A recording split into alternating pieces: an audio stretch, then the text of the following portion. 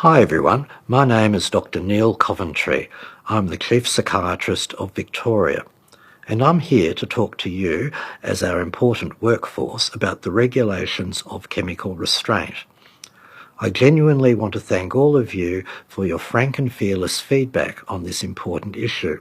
I am definitely listening, and the approach I'm going to describe recognises your valuable input to me. As you all know, the Mental Health and Wellbeing Act, the new Act, commences on the 1st of September. There is much that you will recognise about the provision of treatment in the new Act that's similar to the current 2014 Act. The new Act captures good practice and provides some greater clarity about our obligations. One of the important areas that is new is that chemical restraint has been added to the list of restrictive interventions. However, this does not mean that you cannot use chemical restraint, nor does it mean that therapeutic medications that have sedating effects will now be regulated as part of a restrictive intervention.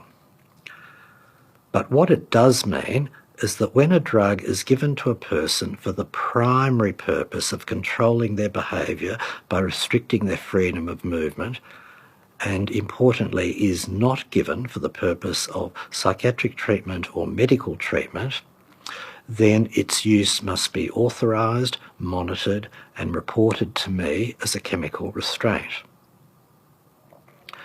Another related change is that unlike the current 2014 Act, the new Act defines mental health and wellbeing services.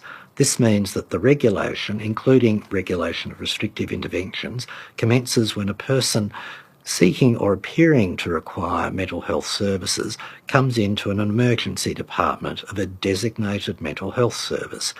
This is regardless of whether or not the person is under a mental health order. I'm very confident that this will, over time, provide greater certainty for the workforce and protection for those whom we care for. However, I do recognise that this is a major operational challenge. Therefore, we will be phasing in the regulation of restrictive interventions in emergency departments. This means that in an emergency department, it is only patients, those who are on a mental health order, who will be considered to be receiving a mental health and wellbeing service under the Act. It's important to note this regulation is time limited and will expire on the 31st of March 2024. Between now and then, we will be working very closely with you to understand the impacts, the requirements of this change, and to help operationalise this across all services.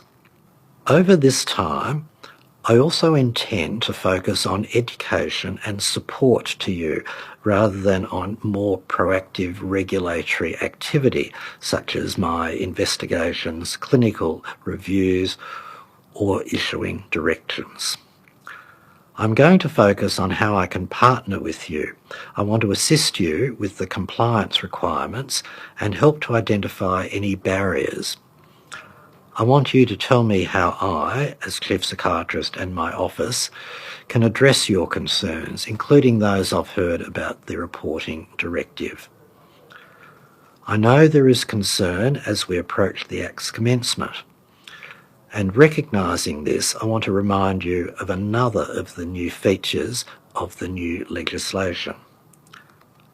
This Act introduces, for the first time, immunity from personal liability for staff acting in good faith in compliance with the requirements of the Act. This means that if you are acting in good faith and have a reasonable belief that you are now acting in accordance with the Act, you will not be personally liable for any action, nor will the health service you work for. Therefore, I've adopted a cautious approach in the development of drafting my clinical guidelines and the associated reporting directives because we need to get this right. I was assisted by having a chemical restraint expert advisory group, which included people with lived experience as well as senior clinicians, to inform me about the regulation, oversight and reporting requirements for the use of chemical restraint.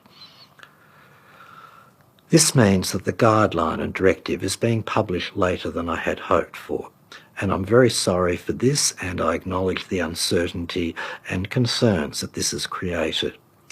I know this is a very significant change, and it will require a learning approach as we work to embed these changes into our everyday practice. I have published a copy of my reporting directives for restrictive interventions, and it is now available on the Health Department's website. We all want to ensure that this Act succeeds, and we want to support you and all your colleagues to make sure you are doing what the Act intended us to do. As I have said, I will be concentrating on the educational activities to ensure that you and the broader sectors understand the requirements of the Act. Regulation of restrictive practices in EDs, emergency departments, is very much the right thing to do. It provides accountability and protection for those people subjected to these restrictions and the trauma on their freedoms, and provides greater certainty for clinicians involved.